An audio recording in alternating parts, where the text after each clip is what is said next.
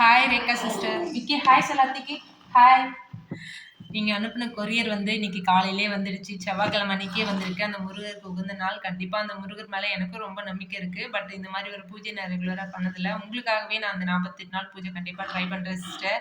Thank you so much. நீங்கள் மட்டும் விக்ரம்காக பூஜை பண்ணாமல் நீங்கள் எனக்காக நீங்களே ஒரு புக்கு வாங்கி அதை கொரியர் போட்டு அது கூட எந்திரம் குங்குமம் அதோட இந்த ட்ரெஸ்ஸு வந்து கொஞ்சம் உங்களுக்கு செலவு வச்சுட்டாங்களே அப்படின்னு ஒரு கொஞ்சம் கஷ்டமாக இருக்குது. இருந்தாலும் நீங்கள் விக்ரம் மேலே இருக்க லவ்க்காக வாங்கி கொடுத்ததுனால கண்டிப்பாக நான் அதை அக்செப்ட் பண்ணிக்கிறேன் சிஸ்டர். ஒன்றும் சொல்லலை.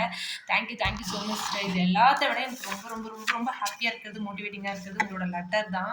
இந்த லெட்டர் படிக்கும்போது உண்மையாக சொல்கிறேன், மனசார ஒரு மாதிரி மனசுக்குள்ள ஒரு மாதிரி அழுகை வந்து ஒரு மாதிரி ஃபீலிங் ஆகிடுச்சு. கண்டிப்பாக உங்க கூட லைஃப் லாங் நம்ம ஃப்ரெண்ட்ஷிப் வந்து கண்டினியூ பண்ணணும்.